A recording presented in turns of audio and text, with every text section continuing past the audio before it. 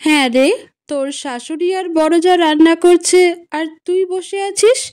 আসলে মা, দিদি আর মা তো আমাকে রান্নাঘরে ঢুকতেই দেয় না। তাই ঢুকতে দেয় না মানে? মানে আমাকে বাড়ির কাজই করতে দেয় না, ওরাই সব সামলে নেয়। একগাল হেসে জবাব দিল উর্মি। তাও মায়ের প্রত্যয় হয়েছে বলে মনে হলো না। একদিন পরেই মা বাড়ি ফিরে যেতে হাঁপ ছেড়ে বাঁচল উর্মি। ঠিক দুদিন পর উর্মির বড় যা নিশাদ দাদা এলেন ওদের বাড়িতে। ওনার নাকি এই শহরে কি কাজ রয়েছে, তাই সপ্তাহখানেক থাকবে। উর্মি দেখলো সারা সপ্তাহ জুড়ে সে কি এলাই খাওয়া দাওয়া আয়োজন। রোজ রোজ ভালো মন্দ খাবার খেয়ে একদিন তো অসুস্থই হয়ে পড়লেন ভদ্রলোক। সবটুকু দেখছিল উর্মি। তার মা যেদিন এসেছিল সেদিন একটা সবজি আর ছোট মাছের তরকারি হয়েছিল মাত্র। এমনকি সামান্য দুটো ভাজাভুজিও অতিরিক্ত হয়নি। ভীষণ লজ্জা পেয়েছিল উর্মির, কিন্তু কিছু বলার উপায় ছিল না তার। সে জানে সে মাকে যতই মিথ্যা প্রত্যয় দেওয়ার চেষ্টা করুক, মা হয়তো ঠিক বুঝে গিয়েছে সব। আর বুঝে গিয়ে কত কষ্টই না পাচ্ছে কে জানে। উর্মি রোজ দেখে ওর বড় যা নিশাকে চোখে হারায় শ্বশুর শাশুড়ি। নিজেদের মেয়ে নেই বলেই হয়তো নিশাকে মেয়ের মতোই যত্ন করে ওরা।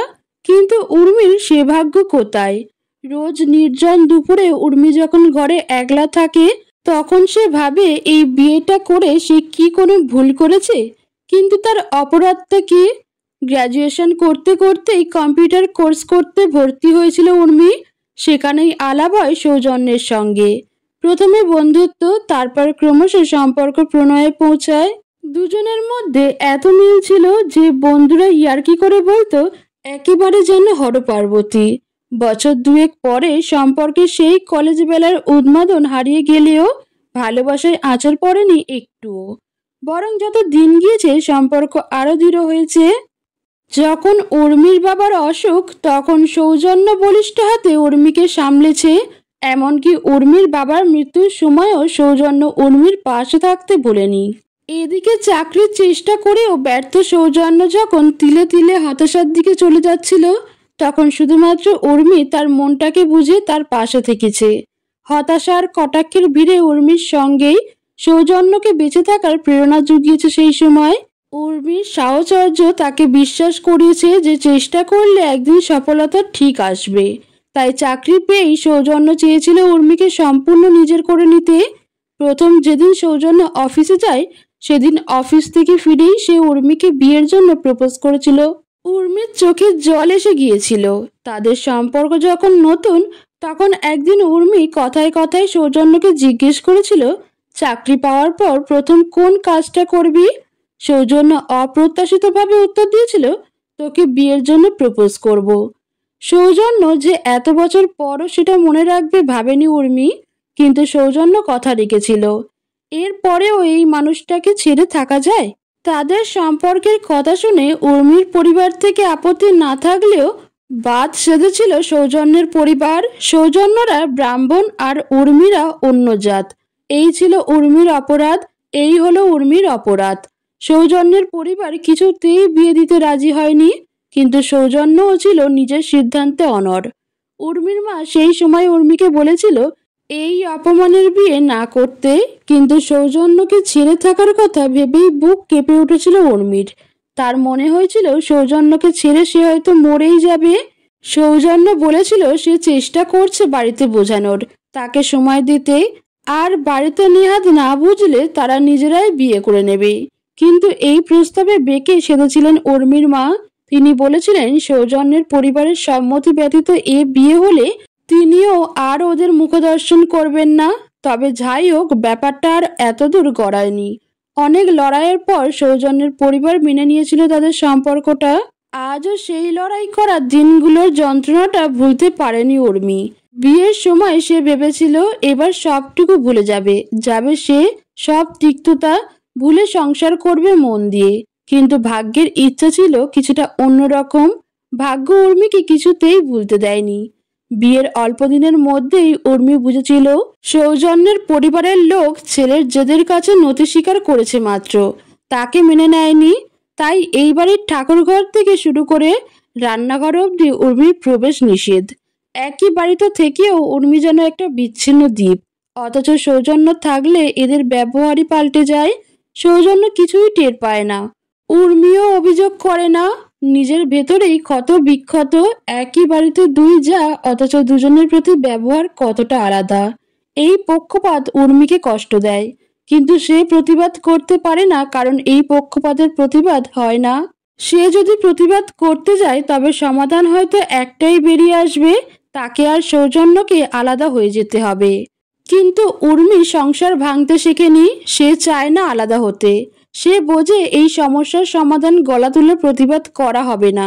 এই সমস্যার সমাধান তখনই সম্ভব যখন এই বাড়ির লোকগুলোর মানসিকতায় পরিবর্তন আসবে। সৌজন্য আজ 2 দিন হলো অফিস থেকে ট্রেনিং নিতে ভুবনেশ্বর গিয়েছে।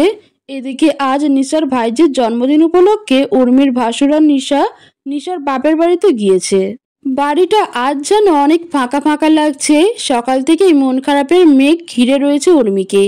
তারই মন খারাপ বুঝি দুপুরে আকাশের গায়েও লাগলো। প্রথম উত্তর পশ্চিম কোণে অল্প অল্প মেঘ দেখা দিয়েছিল, ক্রমশ সেই মেঘ ঘনীভূত হয়ে মুষলধারে বৃষ্টি নামলো। সেই সঙ্গে ঝড়ে লণ্ডভণ্ড হয়ে যেতে লাগলো চারিপাশ। উর্মি নিজের ঘরে বসে একটা বই পড়ছিল, আর তার শ্বশুর শাশুড়ি টিভি দেখছিল বাইরের ঘরে। আচমকা শাশুড়ির চিৎকার শুনে ছুটে গেল উর্মি। দেখলো শ্বশুর মশাই বুক চেপে ধরে মাটিতে উল্টে পড়েছেন। উর্মির বুঝতে অসুবিধা হলো না হার্ট অ্যাটাক হয়েছে ওনার। উর্মির নিজের বাবার সঙ্গেও একই জিনিস হয়েছিল। সেদিন অজ্ঞতার কারণে মানুষটাকে আর সুস্থ করতে পারেনি তারা, কিন্তু আজ উর্মি আর কোনো ঝুঁকি নিল না। কিছুদিন আগেই এক ডাক্তারের ইউটিউব চ্যানেলে দেখেছিল হার্ট অ্যাটাক রোগীদের প্রাথমিক চিকিৎসা কেমনভাবে করতে হয়। সে আর দেরি না করে শ্বশুর মশাইকে তুলে বসিয়ে দিয়ে সেই ডাক্তারের পরামর্শ মতো পদ্ধতিতে ওনাকে সুস্থ করার চেষ্টা করতে লাগলো। উর্মি ক্ষতি করে দিচ্ছে ভেবে শাশুড়ি চিৎকার করে বাধা দিতে এলেন। উর্মি তোয়াক্কা করল না। হিতাহিত জ্ঞানশূন্য হয়ে শাশুড়ি টিভির রিমোট ছুঁড়ে মারলেন উর্মির দিকে। চমকে গেল উর্মি, এতটাও সে প্রত্যাশা করেনি। তবে ততক্ষণে তার কাজ শেষ। সে যথাসময়ে শান্ত গলায় শাশুড়িকে বলল, সার্ভিট্রেট এনে ওনার জিভের তলায় দিতে। কথাটা বলেই ঝড়ের মধ্যে বেরিয়ে গেল উর্মি। প্রায় আধ ঘন্টা পর ভেজা শরীর নিয়ে বাড়ি ফিরল উর্মি, সঙ্গে একটি অপরিচিত লোক। উর্মি শাশুড়ি মাকে জানালো হসপিটালে যাওয়ার জন্য গাড়ি ডেকে এনেছে সে। গাড়ির ড্রাইভারটি উর্মি শ্বশুর মশাইকে নিয়ে গাড়িতে তুলে বসালো। শাশুড়ি মায়ের চোখে এখনো অবিশ্বাস। হসপিটালে পৌঁছে তড়িঘড়ি উর্মি শ্বশুর মশাইকে ভর্তি করার ব্যবস্থা করলো। উর্মির এক বান্ধবী এখানকার ডাক্তার, তাই ভর্তি করতে বিশেষ বেগ পেতে হলো না। প্রায় ঘন্টাখানেক পর উর্মির বান্ধবী এসে উর্মির হাত দুটো ধরে বলল, ডক্টর বাসু বললেন তুই দারুণ কাজ করেছিস। তুই ফার্স্ট এইড ট্রিটমেন্ট না দিলে আরো খারাপ কিছু হতে পারতো তোর শ্বশুর মশাইয়ের সঙ্গে। ড্রাইভার ভদ্রলোক তখনও ছিলেন ওদের সঙ্গে। তিনি অবাক হয়ে বললেন, শ্বশুর মশাই? আপনি যে বললেন বাবা। উর্মি মৃদু হেসে বলল, শ্বশুর মশাইকেও তো বাবা বলেই ডাকি। ড্রাইভার ভদ্রলোক তখন উর্মির শাশুড়ির দিকে ঘুরে বললেন, সত্যি ভাগ্য করে এমন বৌমা পেয়েছেন। এই ঝড় বৃষ্টির রাতে উনি যেভাবে অতটা পথ ছুটে ছুটে গিয়ে আমাকে অনুরোধ করলেন, তা সত্যি অন্য কেউ হলে করতো না। শাশুড়ি মা কোনো জবাব দিলেন না। 2 দিন পর শ্বশুরমশাই মোটামুটি সুস্থ হয়ে উঠতে শাশুড়ি মা উর্মির কাছে এসে বললেন, তুমি সেদিন আমাদের জন্য যা করেছো তার জন্য আমি কৃতজ্ঞ। মৃদু হাসলো উর্মি, বলল, আমি কিন্তু ভেবেছি আমি আমাদের জন্য করছি। শাশুড়ি মা খানিকটা অপ্রস্তুতে পড়ে গেলেন। বললেন, আমি ঠিক ওভাবে বলিনি কথাটা। মাথা নাড়ালো উর্মি, জানি মা, বাবার জায়গায় অন্য মানুষ হলেও হয়তো আমি আমার সাধ্যমতো সব চেষ্টাই করতাম।